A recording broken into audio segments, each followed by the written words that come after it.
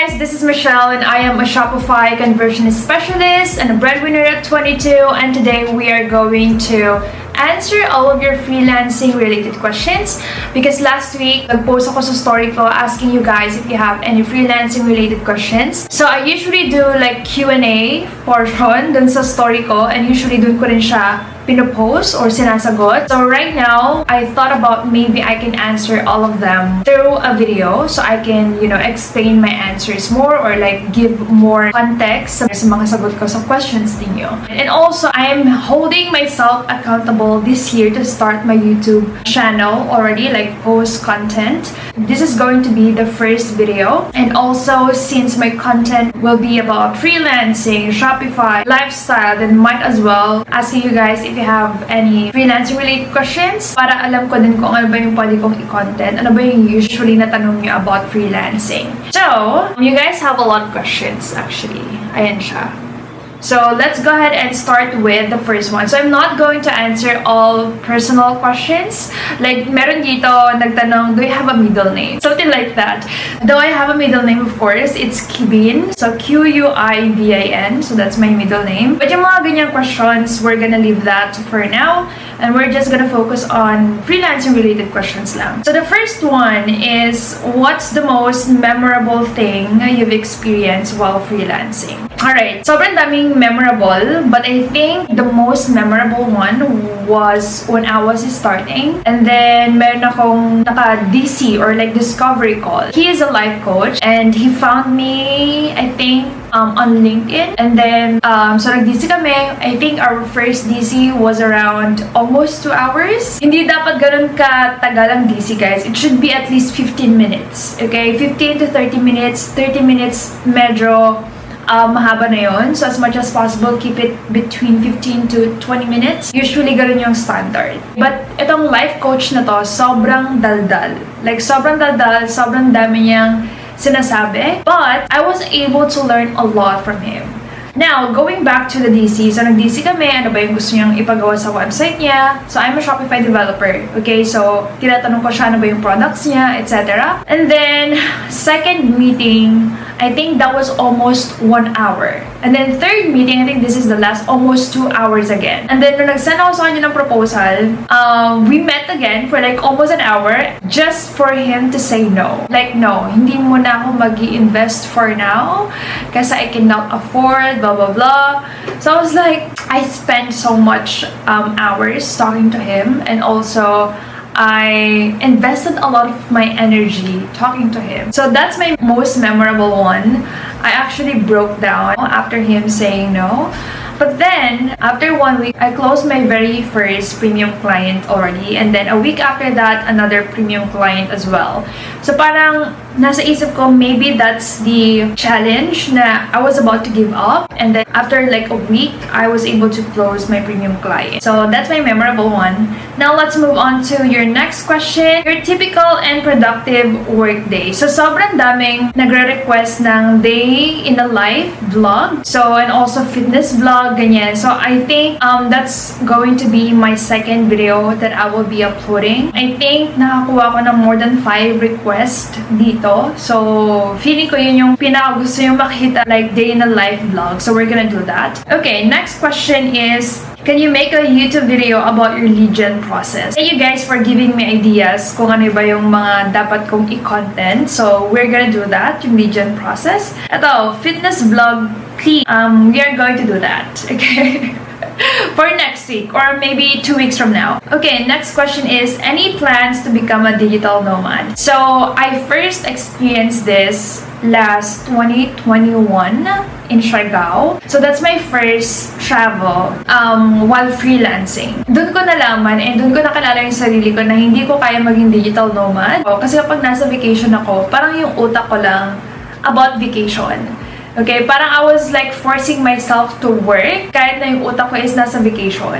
So, parang, okay, I can still work on my major task. So, yun yung mga ginawa ko nung nasa Siargao ako. So, parang every morning, we are going to visit like a co-working space and then mag-work kami doon, like do meetings, ganyan, mga coachings. mag-check ng project since I have a team already before, last 2021. So, hindi ko nagagawa yung mga minor tasks that I really wanted to do on a day-to-day basis kasi sobrang dami kong gawin, and that's very important for me. Let's for example, I wanted to read a book. Hindi ako makapagbasa kasi in the afternoon, we're going to do surfing or tour, etc. So parang ganun yung nangyayari na parang I don't want to work on my major task only.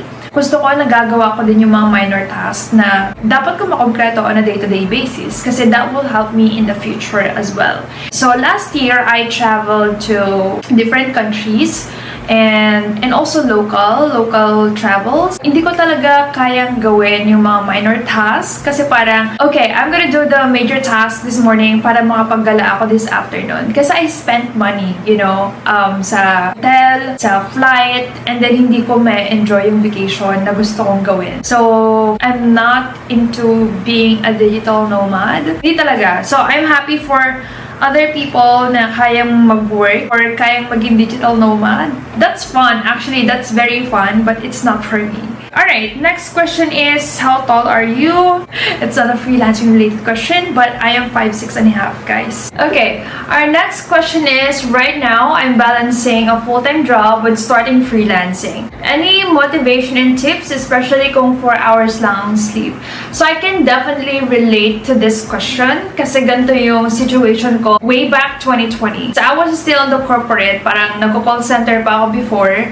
And then, I started freelancing already. So, same 4 hours lang din yung sleep ko. Almost every night. Now, I don't romanticize yung 4 hours lang na sleep kasi right now, I give importance to health already and also to my sleep. So, for me, since you are working on your full-time job and also trying to work on your freelancing business, what I can recommend is that you just have to give it your all. Okay? So, 4 hours na lang yung sleep mo. So, might as well give your all na sa freelancing career mo. Kung yan talaga yung gusto mong gawin. Like, let's say for example, like me, gusto kong mag-resign. Kaya parang, okay, sagarin ko na to. Na parang, okay na 4 hours yung tulog ko every night for like couple of months. I think around 3 months. Though, of course, nagpapahinga naman ako. Like, I take a nap, ganyan. But, most of the time, ganyan lang yung tulog ko, 4 or 5 hours. So, parang tinodo ko siya na, okay, I'm gonna do my best here kahit 4 hours lang yung tulog ko kasi I know that it's gonna be worth it. And after 3 months, nakapag-resign ako sa call center. So, hindi kita bibigyan ng motivation. We don't need motivation. You just have to really do the work. Okay? Hindi mo kailangan ng motivation. You should be able to work without the motivation. Okay? Siguro yung motivation lang na pwede mong isipin is, ano ba yung gusto mo? Bakit ka ba nag-start mag-freelancing? What's your purpose? If you wanted to resign, then you have to keep in your mind that, okay, kailangan ko mag-resign, I need to work hard on this one. Ganun yung gawin mo. Work on your full-time job and then work on your freelancing business. Dire-diretsuin mo yan. Huwag kang magpapatalo sa imposter syndrome or mga shiny object syndrome na yan. You just have to work on your freelancing business. You have to stick to your market and service if you have one already and then make it work. Okay? Huwag mo na magpapabebe, huwag mo na mag-iinarte kasi kailangan natin na, let's say, mag-resign. Okay? Or you wanted to have like a side hustle or gusto mo na maka 6 figures, ganyan. Kung ano man yung goal mo, it's up to you. Again, you don't need motivation. Ano ba yung end goal na gusto mo? You just have to do the work. Alright? Okay, next question is, puro day in the life. Now, this is personal, but I do appreciate this one. Kung sino ka man nagtanong dito, I do appreciate you. Sabi dito, how's your dad na po? Praying for you and your family. So, thank you so much. Actually, my dad is doing better than last 2021. So, sobrang konti lang ng progress, but doing better. So I'm very happy about that kasi that's one of the reasons why I stepped down as a coach sa Thrive. Kasi I had to prioritize my family. So thank you so much for asking that question or for remembering that kasi sobrang dalang na may magtanong about my father. So, I appreciate that. How do you handle stress? I have clients and I'm feeling tired and exhausted kasi sabay-sabay yung time nila for work, and sometimes I want to quit and relax na lang. But syempre, bills are stronger po. If you're feeling stressed already, you're freelancing, right? Ano ba yung goal natin sa freelancing? Of course, magkaroon ng time freedom, money freedom, ganyan. So if you're still working in your business, freelancing business, then it's your sign to outsource already. So, kung sabay-sabay na yan, kasi ganito yung nangyari sa akin before, sabi ko sa sarili ko, I resigned sa corporate para makapag-work ako ng maayos or para makatulog ako ng maayos. But what's happening now is parang ganun din. Parang mas worse pa nga eh. Na parang alas 4 na ako natutulog kasi sabay-sabay na yung projects. So that was my sign na okay, baka kailangan ko na mag-outsource.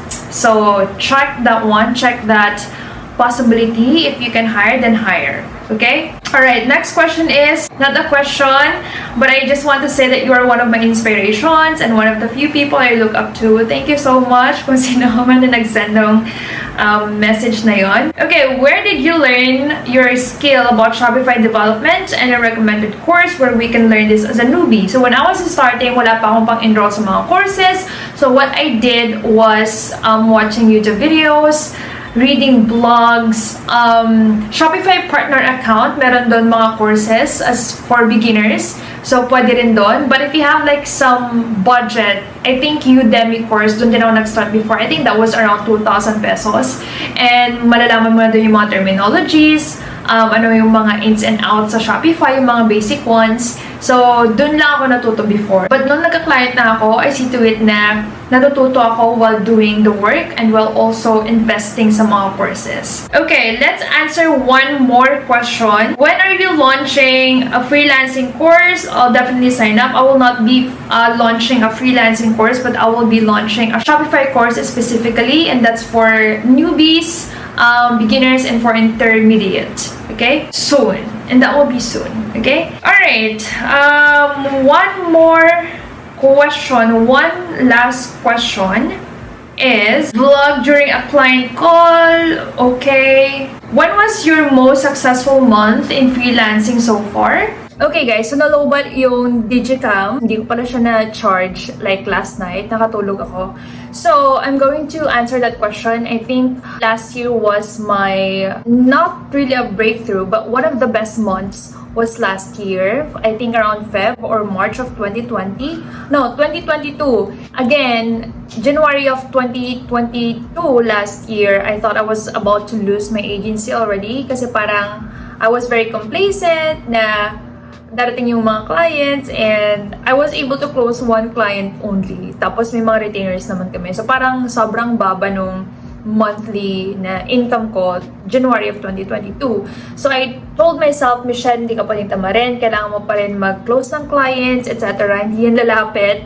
Okay, kahit na agency owner ka. May mga lalapit of course, but hindi naman lahat sila qualified. Doon ako nagkaroon ng breakthrough. Not really breakthrough, but I was able to reach my target income goal on a month-to-month basis. So doon siya nag-start and dire-diretso naman na siya. So that was one of the best months of my freelancing career. So yun lang guys, those are some of the questions. Actually, yung iba kasi mostly day in a life na or week in a life, or can you take a video about your lead gen process, mga ganyan, or while you are doing a call with a client. So I'm going to do that, I promise, and then I will be posting them on my YouTube channel. So please do subscribe and comment all of your questions as well, or kung ano yung mga content na gusto yung makita. For sure, gagawa natin yan ng content. So, ayun lang. Have a good day.